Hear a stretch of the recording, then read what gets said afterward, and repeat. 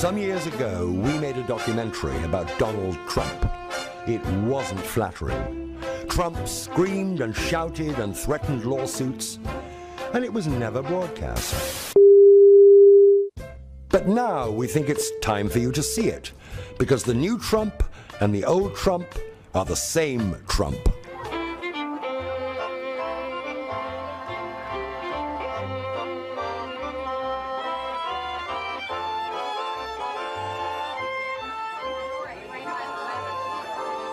I never thought I'd be doing this, I have to tell you. So just everybody have a good time, enjoy yourselves, and for many years enjoy the Trump shuttle. It seems hard to believe, but that triumphant ride on the Trump shuttle was barely 3 years ago. It feels like so much longer. Nothing marked the end of the 1980s, the decade of greed, more than the downfall of Donald Trump. But who is this man who rose so high and fell so fast? Very good. Give it to that girl right over there. He presents himself marvelously, but the Donald Trump that I saw in real life was very different.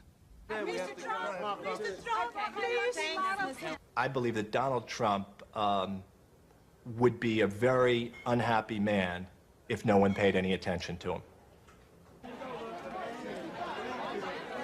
He skirts the law in the sense that he goes right up to the edge and sometimes over it. He talks a good game, but he lacks character. I mean, it's the American dream gone berserk, really, is what it is. But it wasn't only Trump's sometime friends and longtime critics who told us about his flaws. Trump himself unknowingly predicted his own fate.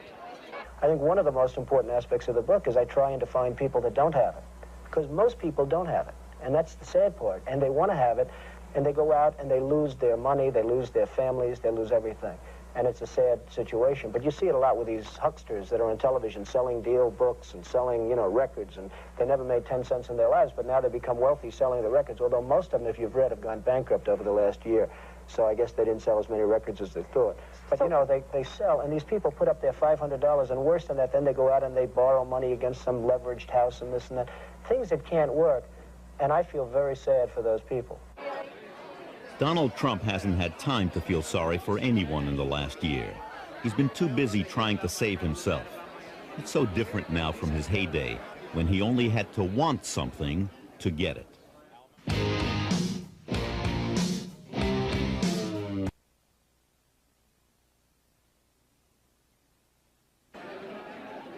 It is easy to see that Trump is in trouble now. His ego is bruised, his empire reeling. But to find out why, you must turn back the clock to look for the clues. We begin our story in the fall of 1988, with Donald Trump at the top of his game. Here he is at a political dinner honoring Andrew Stein, president of the New York City Council. Trump is a hustler. If a big guy, a rich guy, puts his arm around a politician, often that's better than money, because the politicians are in love with anybody who has money. Trump puts more than his arm around politicians. He's a frequent and generous campaign contributor to the council president.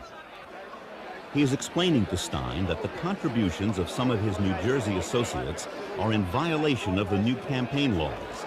He's going to take them back and fix the problem. Right down.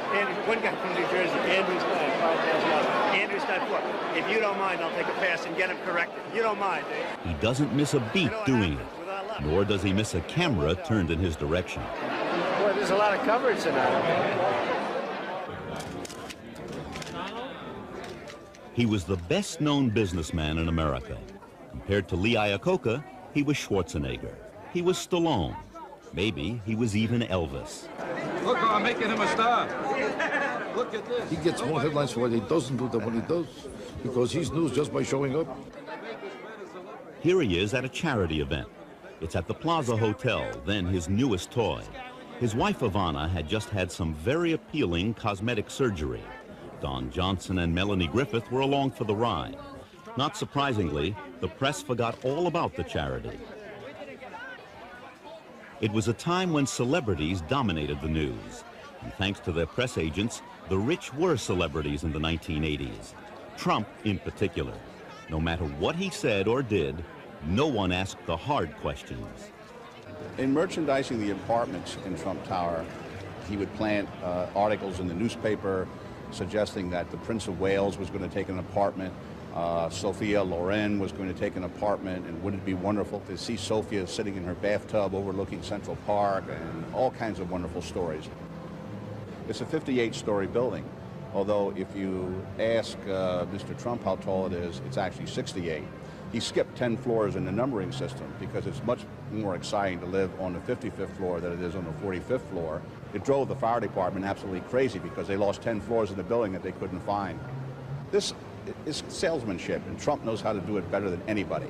It's, as you and I were discussing, it's become the #1 attraction in New York, Trump Tower. The best hotel casino anywhere in the world. The biggest gross in the history of the gaming business. Said to be the greatest yacht in the world. The finest transportation operation anywhere in this country. The largest building privately financed ever built in the world. The biggest selling book, or one of them, of the decade. The best apartments in the world. This has really turned out to be almost mystical. It's been great. No area of the news was immune from the Trump hype. When Gorbachev came to New York for a summit in 1988, Trump saw a chance for a PR bonanza. The week before he arrived, all the television stations in New York said that Gorbachev was planning a visit to Trump Tower. Some of them even printed in the paper that this was going to happen. At no time was Trump Tower even tentatively scheduled as a place for Gorbachev to visit. It's almost a textbook example of a publicity stunt, which worked, and which has worked on many other occasions for him. Trump also considered himself immune from criticism, even by a Pulitzer Prize-winning architectural critic. I mean, you have an idiot like Paul Goldberger, who has probably the worst taste I've ever seen. Anytime he gives a good... I get scared when he gives me a good review. Because most of the time when he gets good reviews, they're not successful buildings. But you have a guy like Paul Goldberger who comes in, he's going to fight this job. Why? Because I said bad things about him on my book? Because I said he suffers from a lack of taste? Which he does. Just take a look at the way he dresses. Trump is possibly the only developer who has sued an architecture critic for a bad review. It was Paul Gapp, the critic of the Chicago Tribune. It was a nuisance lawsuit. It was done just to harass Paul Gapp and the Chicago Tribune. Ultimately, it went nowhere, which is where it deserved to go. By this time, it seemed Trump could say almost anything about almost anybody. Do you mind if I sit back a little bit? Because your breath is very bad. It really is. Has this ever been told to you before? No. Huh? Okay, then I won't bother. No, actually, that's how you get the edge. Who cared about Trump's abrasive behavior? Everybody loved his toys. For me, a fantasy fulfilled, to leave Donald Trump, the money mogul with the Midas touch, asking, who's been sitting in my chair? Who's been drinking my champagne? And who's been sleeping in my bed? Why, that little old Channel 10 news reporter me. That's who, Sheila Ellen Stevens. What did you do with it? No matter what happened then, everybody remembered one thing Donald Trump had done. Donald, you performed a great public service. That was on November 13th, 1986, when Trump completed the reconstruction of the public ice skating rink in New York Central Park. For 5 years, the rink had been closed, as the city spent $12 million trying to fix it. Then Donald Trump stepped in. He said he'd fix it fast and on budget, and he did. People even thought he'd done it for nothing. I think it was a level of competence, and we drive and we push and we get things done. Trump got paid in full. Some of his contractors didn't. And that's a story that didn't get told. I want you to work, he says, but there's one caveat, and that is that the work has to be pro bono. And I said, well, pro bono, I mean, my goodness, I'm Italian-American. Bono has to be Italian, I'll go for it. Well, little did I know that pro bono meant for free for the public good, but in reality, what he was asking us to do was to supply the services for the rink and to dispense with any profits or expenses. Back then, Donald Trump was no ordinary rich man. He was the people's billionaire. You like him? You like him?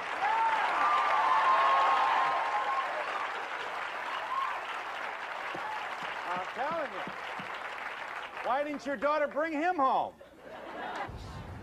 Across the street from the skating rink was the St. Moritz Hotel. Trump bought it a year earlier. He called it a brilliant deal. No one bothered to look below the surface. He said he paid $31 million. The real price was $70 million. In 1988, he sold the hotel to Alan Bond, the Australian Donald Trump. Bond paid a whopping $180 million. That, said Trump, gave him a $100 million profit. Conveniently, he forgot to subtract his costs. So, conveniently, did the press. When Trump bought stock, the financial press listened, and the financial press wrote, and people read, and people bought. And Trump sold, and Trump made money. Then came the crash of 1987, and Trump boasted, "I got out whole, I didn't lose a dime." And the financial press wrote. But like everyone else, Trump lost. Resorts, Alexander's, MCA, he owned them all, and there were others. Even when Trump flaunted his marital infidelity, editors covered his tracks for him. A professional photographer took these pictures of Trump, his wife Ivana, and his close and personal friend Marla Maples in Aspen over Christmas 1989. He tried to sell them, but for 6 weeks he couldn't find a buyer. During the 80s, the cult of the rich and of great wealth and of great ostentatiousness was very much in. He met a need for the press. The press needed a poster boy for the 80s, an emblem, a shorthand way of telling people what was happening in the culture. But as the new decade began, the poster boy of the 80s woke up to find himself on the media's 10 most wanted list. Although no one had raced to be first with the story of the Trump divorce, there was an Olympic-sized competition not to be last. The devastating thing about the Marla flap is that it opened Trump to ridicule for the first time, and that is very deflating. And it's not only deflating, but it turns the publicity machine around. All the lovable quirks on the way up look very foolish, if not stupid, on the way down. And it's going to be it's very hard for him to come back from this kind of ridicule. Overnight, it seems, America turned from a fascination with what Trump has to what he could lose. Do you wish we'd all go away? Absolutely. In the old days, that is just a few months earlier, Trump had the power to dismiss the press, to make reporters accept his claims as facts. Now the press wouldn't go away, and though the stories were about numbers, it was easy to see the numbers were working against him. Look at this chart, which is based on a report from the New Jersey Casino Control Commission. By the middle of 1990, only 3 of Trump's 22 assets were profitable. Trump wasn't rich. His net worth was minus $294 million at the present market value. He owed one bank alone $993 million, only slightly less than the bank had loaned to the entire country of Venezuela. There's nothing the press loves more than bringing down the person it built up yesterday. Once he had been on the cover of Time. When his new book came out, it was reviewed on the back page. And the review was scathing. Inside every fat ego it starts, there must be a thin, self-revealing book struggling to get out. The review didn't spare his wife either. Was Ivana's plastic surgeon under the impression that she was entering the witness protection program, it asked? But the press alone couldn't slay the media monster it had created. For a moment, the book shot to the top of the bestseller list before disappearing like Judge Crater.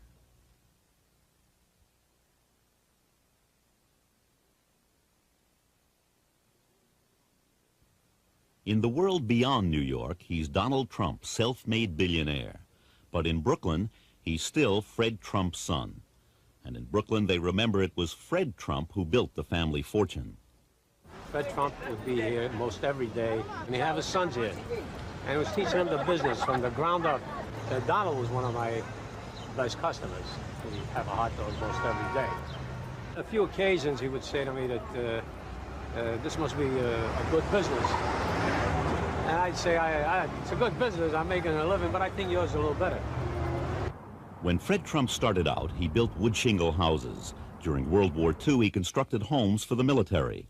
When the war ended, using his political connections and little of his own money, he turned his attention to giant developments in New York's outer boroughs. Today, he still owns them.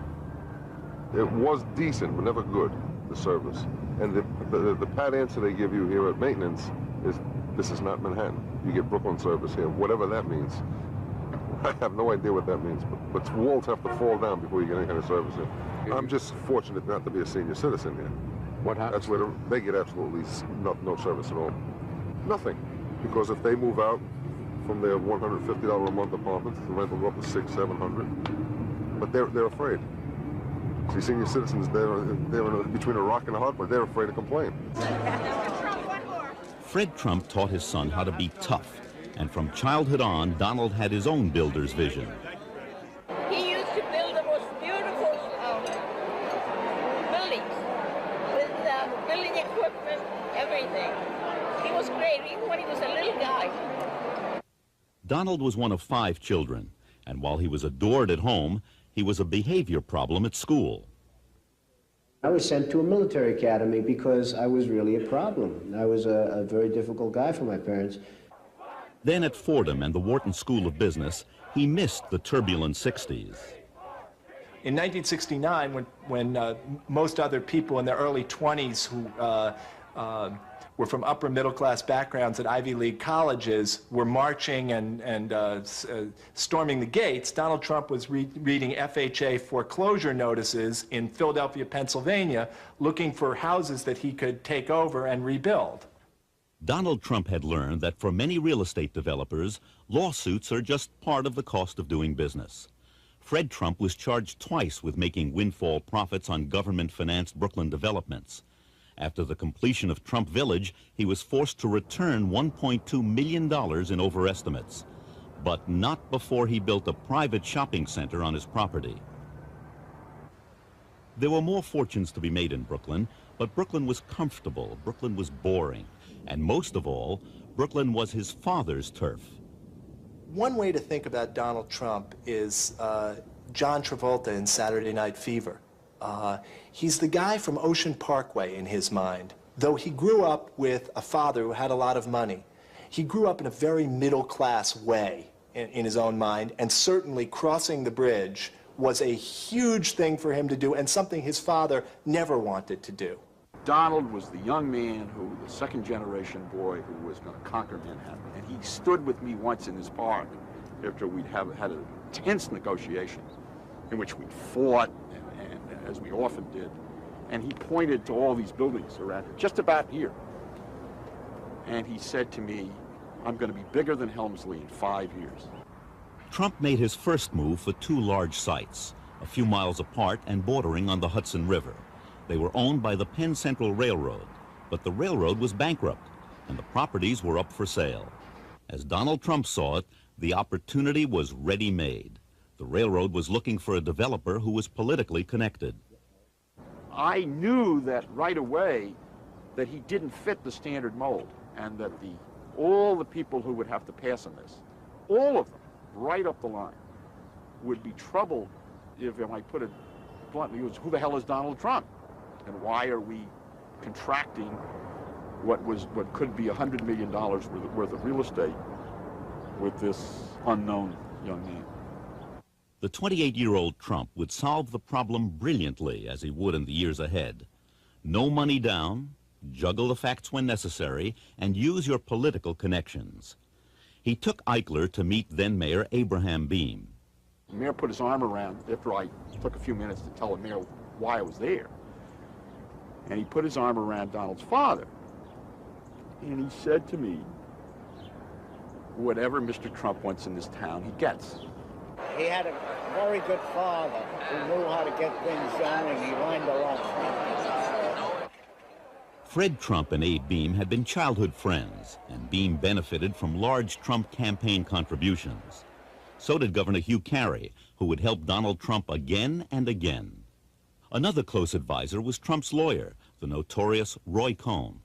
Whether he could have done these things without his father's influence or his father's resources, I don't know. I don't think you'd get an ordinary 28-year-old getting options on 3 such magnificent pieces of real estate. Trump was his father's son. He tried to build federally financed housing on one of the sites. When that failed, he found a new way to get money from the government. With a little help from his friends, Trump got the city's huge new convention center built on his land. "I'll give up my $4.4 million brokerage fee," he said, "if the city will name the convention center for my father." Everyone thought that was unusually public-spirited, until it was discovered that Trump was only entitled to a fee of less than $600,000. The convention center was named for U.S. Senator Jacob Javits. But the Penn Central also owned the rundown Commodore Hotel right next to Grand Central Station. I wouldn't have taken the Commodore if you gave it to me. And I didn't know anybody in New York who'd take it if you gave it to them. But one day he looked at me and he said, "I'm going to buy the Commodore for $10 million. I'm going to get Jay Pritzker at Hyatt to manage it, turn it into a Hyatt, and I'm going to get Equitable to provide $75 million to rehabilitate it, to the point where it's almost like new construction. I'm going to tear it down to the skeleton and then redo it." And I said, "You have really gone crazy." There was more exaggeration than truth in the way Trump lined up his partners for this project by suggesting he already had the option on the hotel when he didn't. Years later, he'd patent tactics like this, calling them truthful hyperbole. Trump's men went to work obtaining necessary approvals and huge tax breaks designed for construction of hospitals and low-income housing. Lawyer Roy Cohn was on the job, as was Stanley Friedman, a deputy mayor who would soon join Cohn's firm. Years later, in an unrelated matter, Friedman went to jail for his part in one of the city's worst corruption scandals. Back then, the project was approved on the last day of the Beam administration. Trump and his upscale hotel walked off with one of the largest tax breaks in city history, worth an estimated $200 million. I got everything I wanted. 40 years of tax abatement. People would say, "How did you get 40 years?" I said, "Because I didn't ask for 50. It was so easy. I don't blame Donald Trump for asking for whatever he could. He's a private developer in business to make money. He had no obligation to the city. In fact, he was being helpful because without him, the site might not have been developed. It's up to the city, to the Board of Estimate, to the mayor to stand fast and to negotiate a deal which not only allowed the property to be developed, but was in the best financial interest of the taxpayers for that time and for the future. That the city failed to do. Trump was no longer a kid from Brooklyn. He was an established developer and something else. He was the king of tax abatements. In the 1980s, other developers would follow his lead until building luxury housing with tax abatements became almost as popular as junk bonds and yellow ties.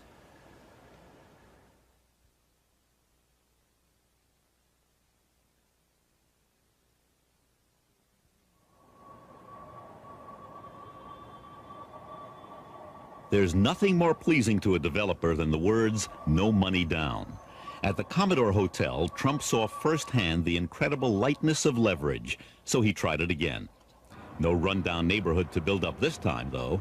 It was literally a Tiffany location, adjacent to the famed store on Fifth Avenue in the heart of Manhattan. Here he would build an edifice to himself, a retail atrium, all marble and bronze, 13 floors of offices, the rest expensive apartments. Trump Tower. Donald called me up one day in my office at about 11:45, said, "Meet me at Bonwit Teller in 15 minutes. Naturally, I dropped everything I was doing and came right over here. The first thing Donald said, "Isn't this the greatest location in the world? We're going to build the most exciting building in the world here." If the Hyatt had been a term paper in doing business in New York, the Tower was a doctoral thesis. Here's how it worked. Again, get someone to finance it. Equitable had been in on the Hyatt and owned the land under Bonwitz. For a 50% interest, Equitable would pay him to build. Then get the players who can deal with the city, state, and community. Again, Roy Cohn came on board. Finally, find a way to get approval to replace a 7-story building with a 58-story tower. Trump was determined to have every square foot he could have, and so the battle began. And it took us 15 months with a lot of shivers up our backs, never knowing whether we were going to win or not win.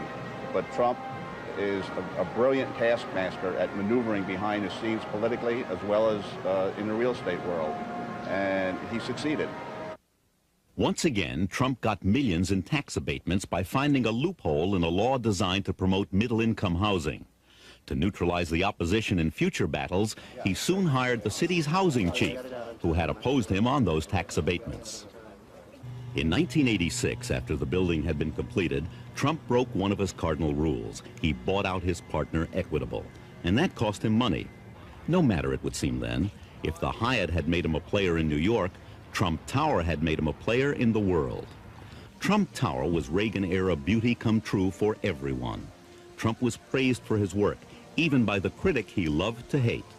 I've never minded the atrium that much as a work of design. A lot of people find it too glitzy, that sort of rosy, pink, apricot, whatever you call it, peach-colored marble. I always found kind of neat, actually. It's sensual, it's almost sexy. It's one of the few cases in which somebody has managed to make glitz aesthetically convincing. I like very much the Trump Tower because, especially the lobby, because it says exactly what it's intended to say, which is spend, spend, spend as you have never spent before. What about the apartments? At $1 million for 2 bedrooms, they're some of the most expensive in the city. Trump boasts they are the best. The molding, the base molding, is the cheapest. It's what housing projects get. The kitchens, if I was in a housing project, I would have had a better built kitchen than what Donald Trump put into Trump Tower. The kitchens were... I've never seen more sloppily installed and more cheaply built kitchen cabinets. All of my clients, ripped them out. The tower was also home to Trump and his family. Their 36-room suite had 3 floors, a waterfall, a 100-foot living room, and a lavishly decorated ceiling he once compared to the Sistine Chapel. Ross McTaggart was the second designer brought in to manage this remarkable apartment. I was once in Christie's Furniture, and we were looking at some pieces there, and he focused on some Louis XVI pieces. Superb, I mean, incredible quality. But he didn't understand the price. They were estimated to be at $80,000 to $120,000 sale, which wasn't bad, really. For 200-year-old furniture, that's superb quality. And Blaine Trump, who works at Christie's, happened to be there, his sister-in-law. And he said, well, why is this furniture going to be so expensive? Just because it's old? And she said, well, no, it's the quality. It's incredible. It's got a history. And he turned to me and he said, well, my stuff is better than this that I'm having made. I said, well, actually, no, I have a little bit of problem with the furniture that's been selected. It's not this kind of quality.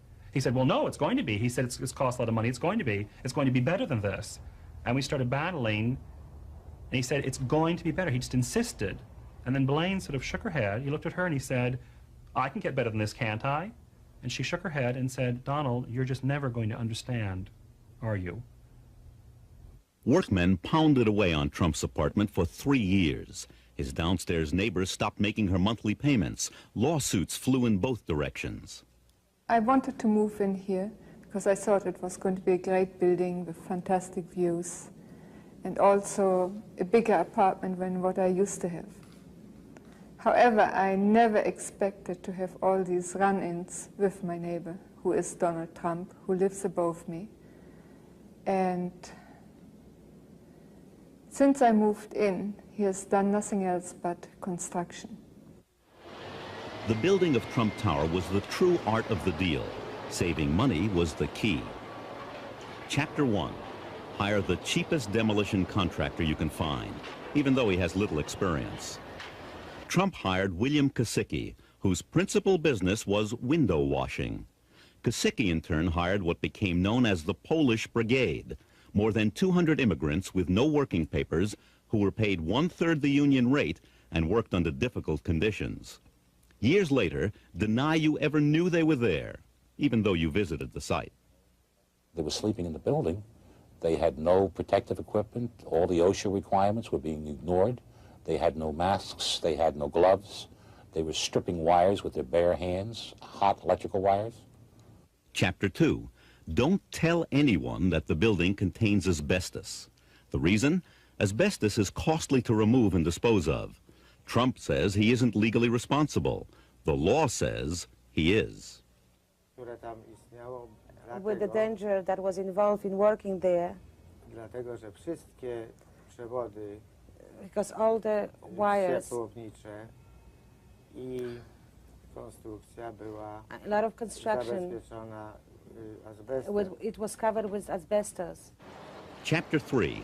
Hire a waste hauler who doesn't care what he carts and knows how not to leave tracks.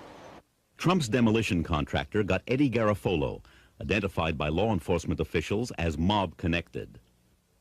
In August of 1990, while reportedly cooperating with federal authorities investigating racketeering in the construction trades, Garofalo was shot to death gangland style in his driveway.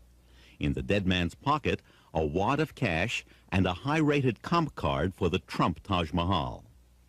Chapter 4. When the demolition begins, appear to be public-spirited. Promise artifacts from the building to the Metropolitan Museum of Art. Chapter 5. Jackhammer the artifacts when you learn the cost of saving them. The demolition contractor allegedly said that it was going to take a long time or a longer time to take those heavy panels down. And before anybody could make a decision, Trump apparently gave the orders to have them demolished. Chapter 6. Threaten the lawyer that the Polish illegals hire after your cheap contractor defaults on paying them. Make sure that the threats aren't traceable in case the guy isn't scared off. Mr. Barron had told me in the one telephone conversation that I had with him that Donald Trump was upset because I was ruining his credit reputation by filing the mechanics liens, and that Mr. Trump was thinking of filing a personal lawsuit against me for $100 million for defaming his reputation. It turned out that Mr. Barron was Donald Trump's favorite alias. When this was revealed, Trump said, "What of it? Ernest Hemingway used the pen name, didn't he?" Chapter 7. Manage to stay out of trouble when your contractor is tried, found guilty, and fined for not paying his Polish illegals. And at any moment, this should have fell out of bed. Now, the people you got to ask the questions through is over in Newark, New Jersey, in the Department of Justice, where, interestingly enough, Donald's sister worked. She was the number 3 person in the office. The assistant U.S. attorney said, don't mention the name Trump inside here. If you want to talk about Trump, just say, let's go outside and take a walk. At the time, Trump's sister was an assistant in the U.S. Attorney's office in Newark. Today, she's a federal judge. Chapter 8. Have Daniel Sullivan make peace between the union and non-union workers on the tower. In late July, July 27, Donald called me and asked me to please come to New York because he had a major problem. The employees he represented on the demolition of the Bonwateller building were going to hang one of his vice presidents, Tom McCary, off the building. Prevent the hanging, but a decade later face legal charges that you defrauded the union pension and welfare fund. What do you think? You got to beat this red, Donald? Chapter 9. To build the largest concrete structure in New York City, turn again to Roy Cohn. Cohn is also the lawyer for the New York crime boss who controls the concrete business. Payoffs from contractors are dropped off at Cohn's office, so he may get paid twice for his services here. But then, you get who you pay for. Conclusion. In every respect, the building was pure Trump.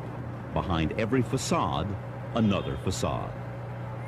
When you're going to spend the kind of money that we've spent on a building where we spend for the finest marble, for the finest bronze, for the finest everything else, you have to be careful, to be perfectly honest, because it really does add to your risk.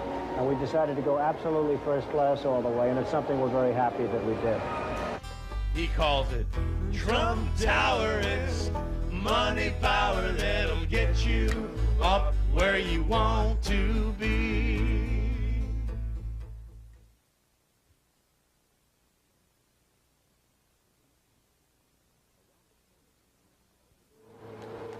Around the corner from Trump Tower was another golden opportunity for Trump. He found 2 neighboring buildings on Central Park South and bought them. One was a hotel, the other was a problem. It was an apartment house, and it was occupied.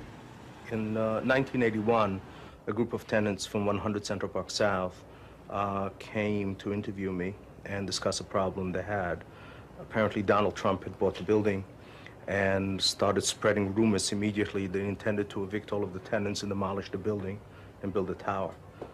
This man walks in, makes a blanket statement. You're all evicted. I'm Donald Trump. Get out of our building. He hired one of the worst companies in New York, who was specialists in basically emptying buildings. Previously censured by the Attorney General's office. They have a record there this long. And that firm went to work on us. And we were told by the superintendent that they were going to begin looking into our sex lives, our drinking, is anyone a homosexual or a lesbian, and what are all these, where are the weak spots of the tenants? And they were going to find them. Tenants were being approached and told that you better move out, because if you don't move out now, or you don't allow us to put you somewhere else now, you'll be evicted and you'll have nothing. You'll be thrown into the street. And a woman knocking on the door and saying, I've got to come in and help you. We're going to look for a place for you because tomorrow you're going to be out. You're going to be out. Services were immediately discontinued. There were all kinds of problems from they wouldn't repair anything, they wouldn't paint, elevators out, lack of water, problems with the electrical. He brought many eviction cases against tenants in the building, and he brought the case to evict every tenant in the building. In addition, as I indicated, he brought a lawsuit against attorneys representing the tenants in the building. I can't think of any other lawsuits he could have brought. He took 6 people and told them that they were going to be evicted. This was a Christmas Day lawsuit. Rebuild your walls, which have been taken down for 30 years now, within 10 days, or you will be in violation of a substantial provision of your lease. The tenants here say that Trump's harassment has taken on many forms. For example, they say a couple of years ago, Trump offered the vacant apartments in this building to the city's homeless. I'm willing to give them heated, beautiful apartments with services and medical services if necessary. Well, why not set up cots in this conference room? Well, I'll tell you, because right here I don't have the room. Over there I do. New York State, it basically brought its power to bear on Donald Trump and said, you can't do this. They conducted 10.5 months of hearings to find out whether they had probable cause for a violation, and found out, yes, Trump had harassed us. That we were able to also gain access through the media to the public and interest, therefore, the state in our problems was only a fortuitous event, since we are not nearly as skilled at public relations as Donald. This was Trump's first major defeat in New York, but he hasn't left the tenants with much to celebrate. It hasn't stopped. The present is what I'm really concerned about now, because even though we signed an agreement where it was supposed to be the end of harassment, Donald Trump and his people are still trying to evict tenants in this building. He wants the world, but what he wants primarily is Manhattan to be turned into a Donald Trump mecca for the super rich. No room for anyone else.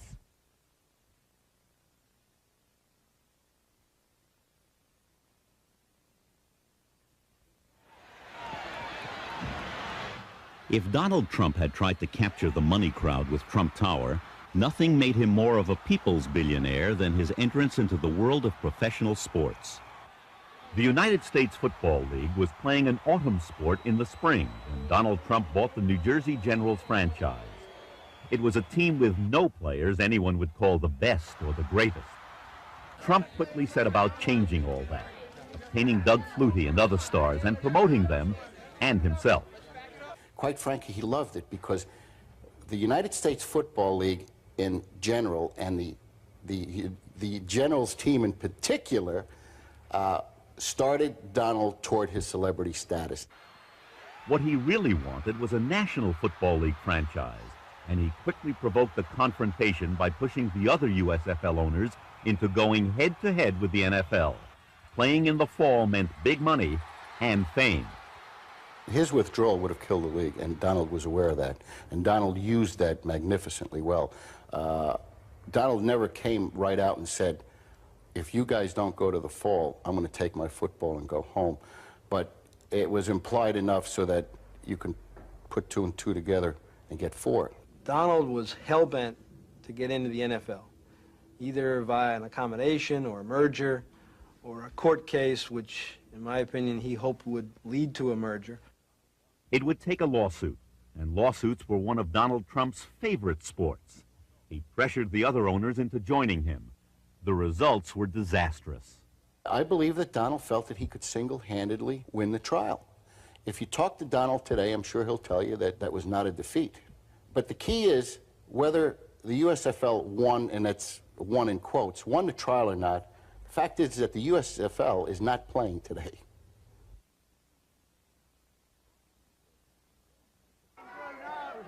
Boxing for a time brought Trump the fame he was seeking.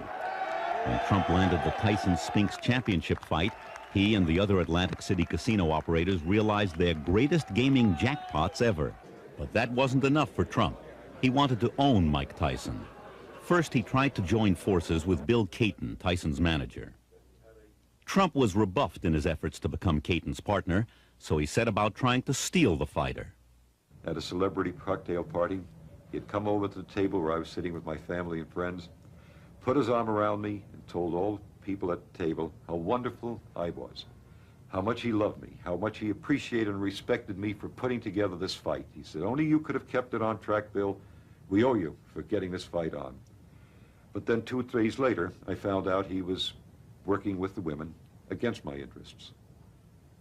When Tyson's marriage to Robin Givens set up a three-cornered power fight with Givens and her mother Ruth Roper in one corner, Caton in another, and promoted Don King in a third, Trump saw the answer to everything, or so he thought. Trump had to be involved directly or indirectly into this new scenario for Tyson. When he got the lawyers, when he got the publicist, Trump had to be behind that. Trump used Givens and Roper against Caton. He even moved them into an apartment in Trump Tower. But Givens and Tyson didn't stay married. When Tyson lost the women, Trump lost the power, because Trump's ticket to Tyson were the women. Though Trump made the wrong bet, he didn't lose entirely. Iron Mike may have skipped to another corner, but Trump still gets some of his fights and some of the money.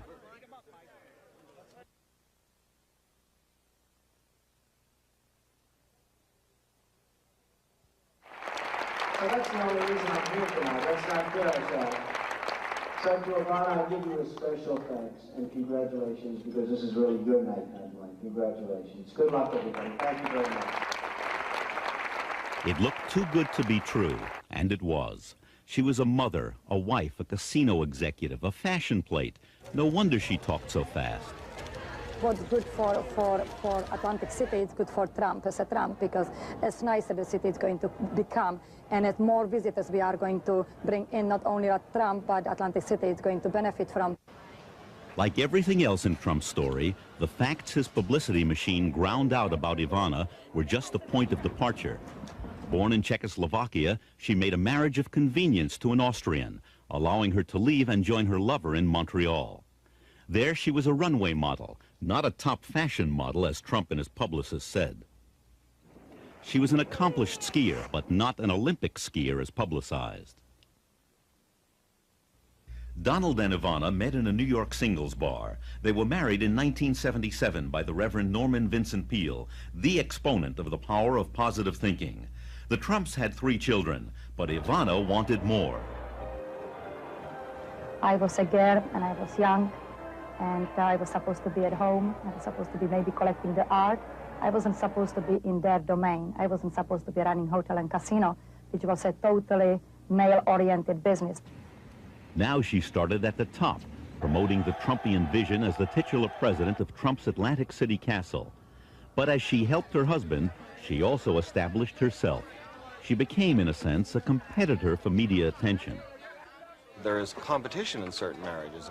This one, since the marriage seemed to be played out more in the tabloid press and in the broadsheet newspapers of New York, rather than in a private household, that there is a competitiveness there for headlines, for attention.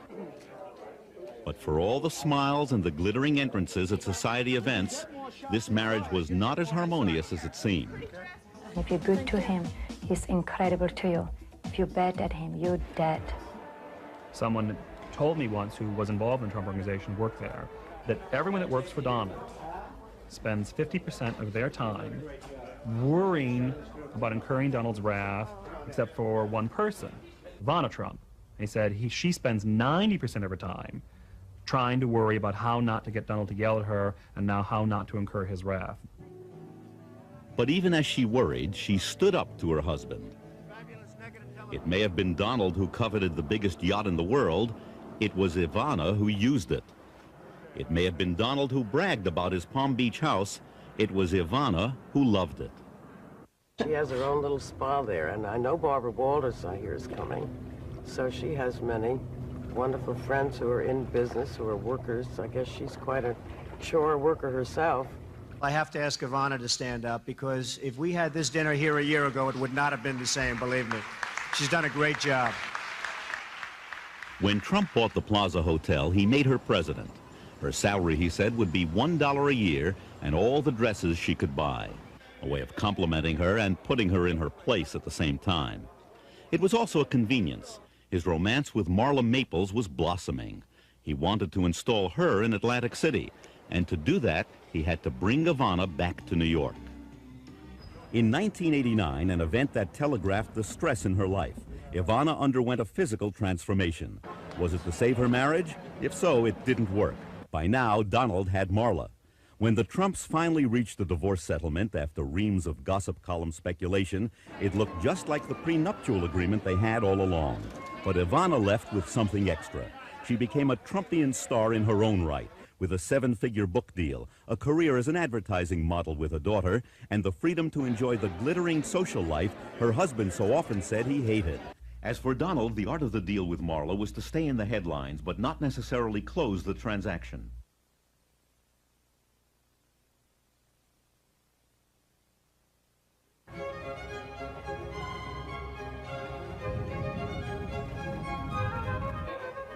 There's old money, there's new money, and there's Trump money. The kind of money that buys the biggest, most famous house in town, Mar-a-Lago. Other people wanted to buy Mar-a-Lago, many other people, but they had different ideas. They wanted to condo it, they wanted to make it into a hotel, they wanted to do all of, in my opinion, the wrong things with Mar-a-Lago. This is a treasure.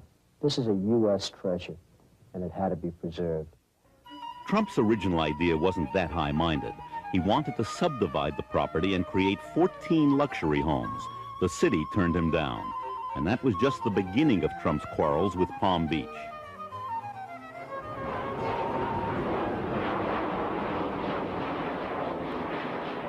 Everybody in real estate and all the residents of the city of Palm Beach know that that huge house, the Post Foundation home, is in the direct flight path of West Palm Beach International Airport. So how Mr. Trump overlooked this fact when he bought the house, I don't know. For Donald Trump to come down here like an invading bacteria, like a carpetbagger, and say, those planes fly over my mansion, Mar-a-Lago. I don't like the noise. Palm Beach County, I don't care how much money you've spent. Move your damn airport. I would be shocked and amazed that anybody reasonable would expect to move a federal facility for their own personal convenience and interest. In New York, when Trump had a problem, there was always a politician with a sympathetic ear. It wasn't so simple in Palm Beach. People then perceived myself as being in the hands or in the pockets of Donald Trump, wrongly perceived, but they perceived that just the same. And that resulted in a problem in terms of electability. On election day, Trump's candidates lost. Socially, Trump lost as well. When he flew in guests from New York, they went home buzzing about the unfashionably early dinner hour and the room phones that were programmed to prevent expensive long-distance calls. Among the locals, Trump fared no better. When he tried to get his tax assessment lowered, he failed. Finally, it turned out that this deal wasn't as artful as he claimed. In his book, The Art of the Deal, Trump said that he bought the house for $8 million, paying 100% cash. Actually, he spent $10 million, of which only $2,000 was cash. Now, Mar-a-Lago is on the market again, and because Trump can't find a buyer, he's filed another plan to subdivide his national treasure.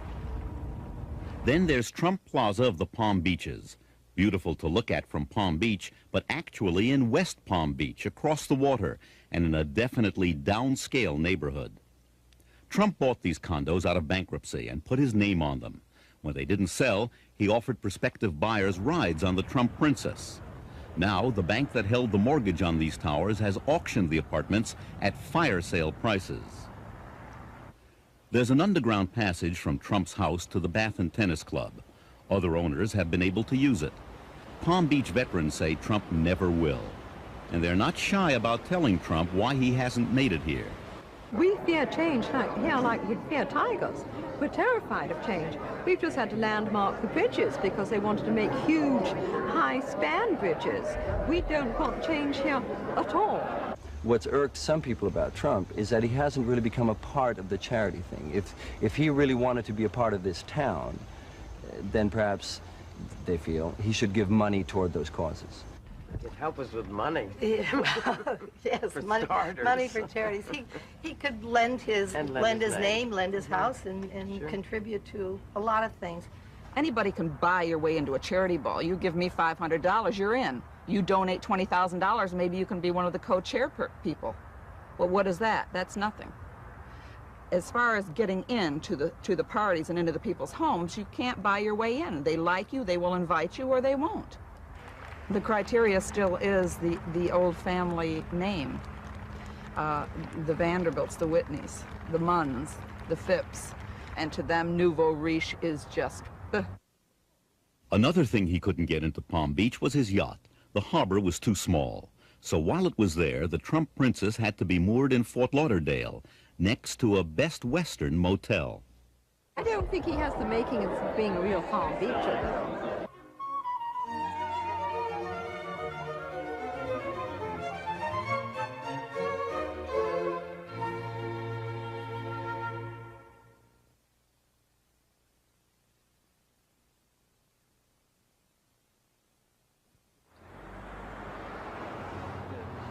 Once the public caught on to Trump's games, Trump bashing became a popular sport. But right up to the moment his infidelities were revealed, he could do no wrong. He's very sexy, very handsome, very powerful. He cares about America, he cares about New York City, and he's doing something trying to help New York City. Some thought he should run for president. Trump considered it. Supposedly our allies, and I say supposedly. Would you really like to take over and run the country as you have run your organization? I would much prefer that somebody else do it. I just don't know if the somebody else is there. I don't know if we have the kind of advocate that you need. We need major surgery. This country needs major surgery. Are you the surgeon? I think I do a fantastic job. He doesn't give a good rat's hoot about poor people who might be living on sidewalks outside his building. He talks a good game, but he lacks character. Those who have worked closely with Trump have seen a more personal side of this most public man. He has a loner quality. There's no question about it. And for all the sense of Donald Trump as someone who's out and around all the time, there are dozens, if not hundreds, of times that I have spoken to him at 9:30 or 10:30 or 8 o'clock at night on a weekday, when the only thing between me and him interfering is the remote control changer changing the channels. He presents himself marvelously. But the Donald Trump that I saw in real life was very different than the Donald that I saw on TV or on some sort of video or a talk show or something. And that fascinated me, and that's when I realized how much a performance it was. He can be extremely articulate and very well-mannered, and he has this marvelous sort of boyishness that projects, I think, rather successfully on camera. In person, you see a hostility and an anger. I've known him to say after a meeting where he'll freak out and scream at people that he'll walk out and say, some performance, wasn't it? But a lot of times it's not a performance, and he'll claim it is, because then it maintains his image that he's always in control. He's often out of control. He treats people, I've seen people treated horribly, including his own family, by him. Extraordinary verbal assaults. he doesn't define himself from within. He doesn't define himself through relationships or through some spiritual interests and concerns. He does not have close friends outside of his family. But I don't think, and he himself has said, that friendship in the way that other people might think it's important is as high a priority for him. You expect employees to speak well of the boss, but some of Trump's associates seem to genuinely love him. One in particular was this man, John Beninoff, vice president of Trump Plaza Hotel and Casino. We have a great leader in Mr. Trump and in Mr. Hyde, and they care about their people, and that's the difference at Trump Plaza. They truly care about their employees. We don't like to overwork. 4 months after this interview, Beninoff, Stephen Hyde, and Mark Edis, another key Atlantic City executive, were killed in a helicopter accident. A stunned Trump publicly mourned their loss. 9 months later, in an interview in the New York Times, Trump attacked the 3 dead men, blaming many of his financial problems in Atlantic City on their mismanagement. The comments enraged some Trump employees. Trump later denied he made the criticism, but the reporter who wrote the story told us Trump couldn't have been more explicit. When you work for Trump, you know you're working for the best. I think it's human nature. When people say, where do you work? When you're working for the #1 place, there's a lot of pride behind that.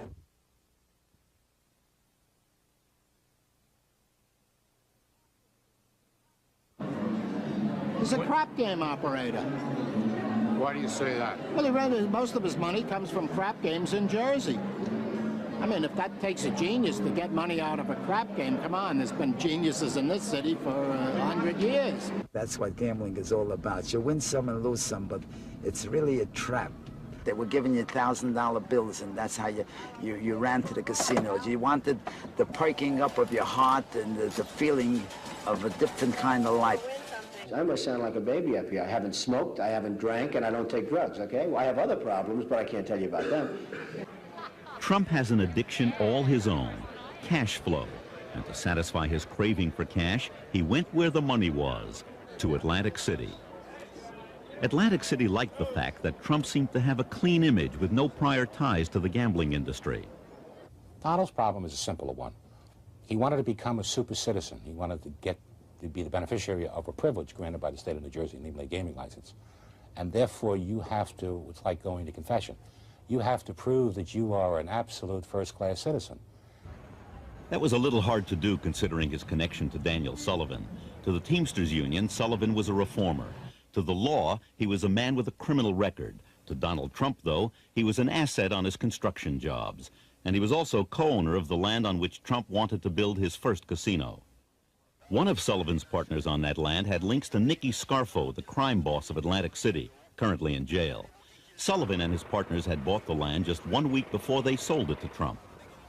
Trump owned the land, but he said he wouldn't build until he had a casino license. The Casino Control Commission granted it to him in record time. He had almost everything. He did not have the financing for the Trump Plaza, and at that time, he was in the process of building the Trump Tower in New York, and he was under construction with the Hyatt New York. Trump soon found a partner with deep pockets. This time it was Harrah's. For half ownership, Harrah's put up $50 million, and for that, Trump had to take second billing.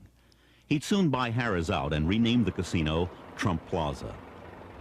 Just like going to confession, casino applications must be renewed every few years, so casino owners must stay clear of associations like Daniel Sullivan. That leads to questions about Trump's relationship with this man, Joseph Wexelbaum. To Donald Trump, he provided helicopter service to Atlantic City. To drug enforcement officials, he was a sometime middleman between Colombian cocaine suppliers and American drug dealers. In 1985, he was indicted on drug and tax conspiracy charges and eventually served 18 months in jail. Trump proved to be a loyal friend. After Wexelbaum had been indicted, Trump rented him one of his New York City apartments on a part cash, part barter basis. When Wexelbaum got out of jail, he moved into a Trump Tower apartment owned by his girlfriend. Others wouldn't have Trump's luck with the Casino Control Commission when it came to investigating their ties with undesirables. That's why Baron Hilton struck out. The Division of Gaming Enforcement then recommended licensing, but the Casino Control Commission said no, accusing key executives and one of Hilton's lawyers of being too close to organized crime. The license was denied. Trump purchased the hotel and opened it as Trump's Castle. Now this is a castle. Everything's just bigger, much bigger, and frankly more expensive. But it's something that, when it's done, if done right, is a wonderful investment. Trump only saw the cash coming in. Early on, a casino analyst named Marvin Rothman saw it pouring out. While cash flow numbers sound very impressive, it's very important to be able to cover your debt service, because in fact cash flow doesn't mean anything if you can't cover debt. Covering debt wasn't on Trump's mind. Having it all was. So Trump's debt grew larger as he relied on the magic of junk bonds instead of partners to finance his habit. But this was the mid-1980s. Trump was on top. Every hand was full of aces, and he kept going. Trump began playing a new game, weaken your competition. First came Harrah's, his former partner. He bought its stock, and the company spent $30 million buying him out. With the profits, he went after Bally's. There was litigation on both sides, and in the end, Bally's succumbed to his apparent greenmail and paid him off. He skirts the law in the sense that he goes right up to the edge and sometimes over it. He uses his enormous economic clout. Instead of using his Bally profits to pay down debt, Trump went after the biggest prize in town, the unfinished Taj Mahal, owned by Resorts International. He began buying resort stock. The rest of the deal was pure Trump. Within a matter of months, he had convinced Resorts Board of Directors to permit him to put into effect a management contract, which was worth something like $60 million to him. Nothing like this has ever happened before, and in essence, they were paying him to supervise his own investment in his own company. Everybody was just aghast, because there would be nothing, nothing left for the shareholders. In return for the management contract, Trump was supposed to finance the completion of the Taj Mahal. He never had any intention of doing that until he owned the company outright. The contract bled the company dry. Stock prices fell, but they weren't low enough yet for Trump, so he tried something else. Resorts hired bankruptcy counsel, and Mr. Trump walked them through the unfinished building. Within hours, all of Atlantic City, and indeed the entire financial community, knew that Resorts had consulted bankruptcy counsel, and the rumors were rampant that Resorts was going into bankruptcy. There's no doubt that this had a very intimidating effect on the Casino Control Commission. Today, Donald Trump sat in the audience as state officials considered his request to gobble up even more. Trump's next frontier, the biggest of them all, the resort's Taj Mahal, still under construction. You ask yourself, why did the Casino Control Commission approve it? I think they were literally bowled over by Donald Trump and by the utter fear that they had that he would walk away from Atlantic City, that he would let this hotel under construction remain unfinished, that it would be another blight on the Atlantic City landscape to have New Jersey's tallest building sitting there as a skeleton for everybody to see. Everyone was happy about the deal except the shareholders. Before Trump's deal could be completed, out of the West came what looked like a white knight. It was the biggest high-stakes game on the boardwalk in years. The players, entertainer Merv Griffin and billionaire businessman Donald Trump. The prize, Resorts International, and the unfinished Taj Mahal. The winner, some might call it a tie. Griffin gets Resorts, Trump the Taj Mahal. Love that perception. I won. He is still, a year later standing in New York going, I won. He wants to make sure everybody in America knows he won. And so I look at him and say, Donald, you won. Now do you feel better? Now eat. He had called me after he had negotiated to sell the property to Merv Griffin. And he said, didn't I do the best deal? Didn't I get the best of Merv, Marvin? And I said, I think it was great that you sold the property, but I think you made a mistake. I think buying the Taj Mahal is going to be a very bad thing for you. Well, what do you mean? I mean, I think the Taj Mahal is going to be the greatest success ever. I mean, you just don't understand. And I said, well, I can't understand why you want to operate 3 different properties in Atlantic City. How do you differentiate the marketing? And the Taj is going to be such an expensive property to operate. Marvin, you just don't have vision. You just don't understand. This thing is going to be a monster. Having won this battle, Trump thought he could do anything. He plunged in and bought 2 more Atlantic City properties. Now he really needed cash, so he invested in another competitor, hoping to get bought out at a profit again. This time, the Casino Control Commission made him back down. It threatened to take his licenses if he did it again. That cut off his cash supply. Mr. Trump, or for that matter, any other casino operator, may not use a subsequent sale or disposition to purge himself of the taint created by the purchase of an interest in a New Jersey casino competitor or its holding or intermediary companies. This was the turning point for Trump, but he didn't see it. His sights were set only on the opening of the Taj Mahal.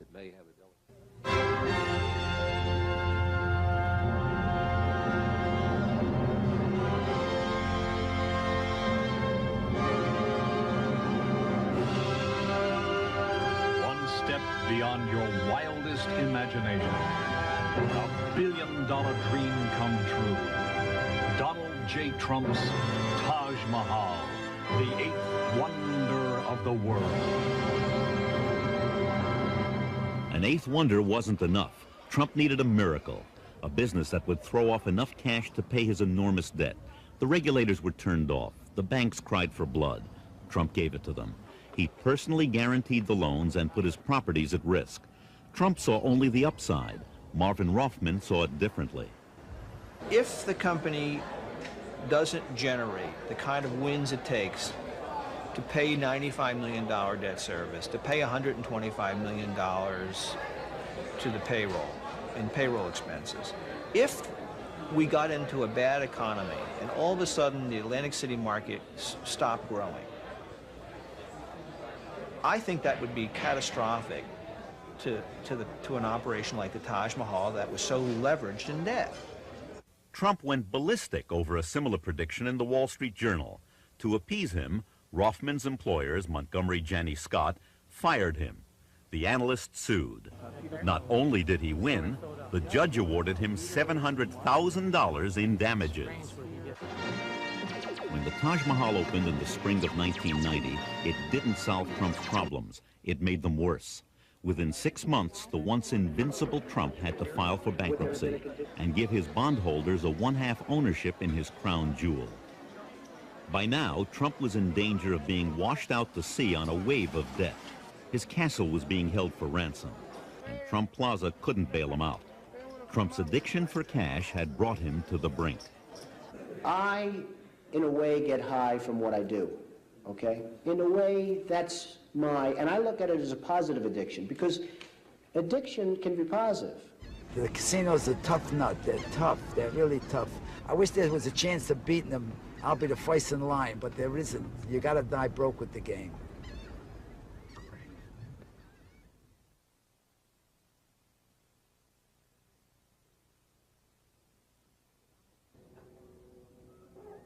Donald Trump's failures in Atlantic City might not have been so damaging to him if another of his grand designs hadn't failed on his home turf in New York. This abandoned railroad yard on Manhattan's west side was Donald Trump's Field of Dreams, the largest undeveloped site of land in Manhattan with magnificent views of the Hudson River. Trump bought it for $93 million, and he planned to put up the world's tallest building there. You can build 2 75-story towers for less cost than you can build a single 150-story tower. So the only reason you would want to build a 150-story tower is for status. Economically, it's insane.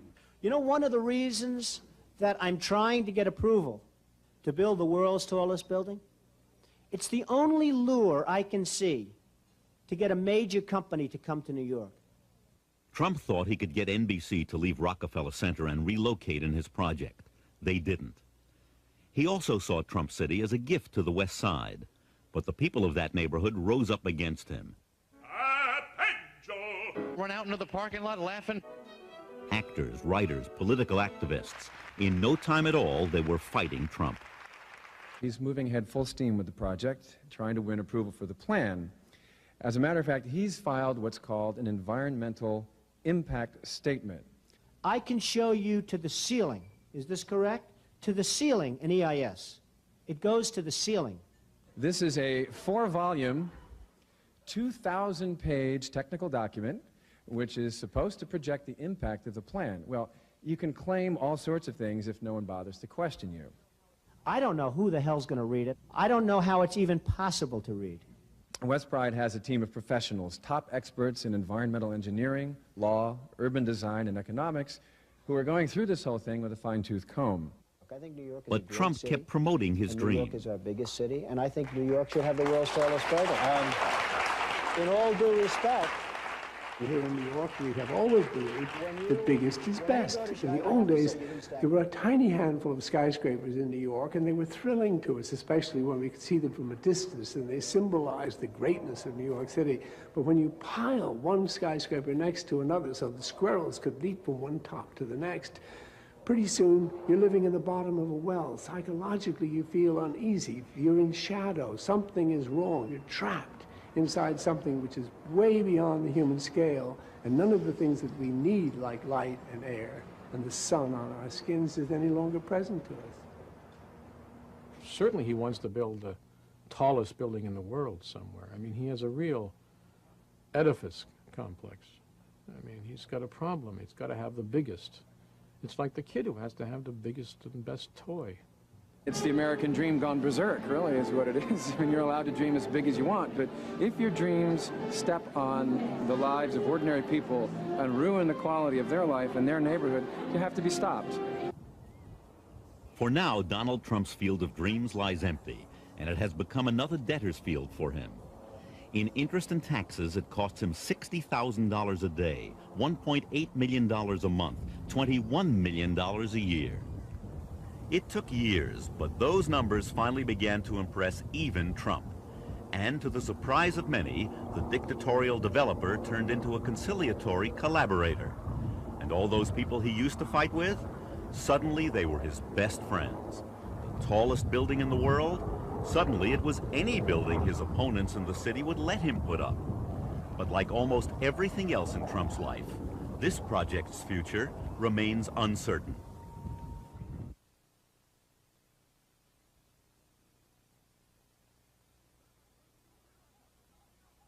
Heard about Trump's New Deal? What?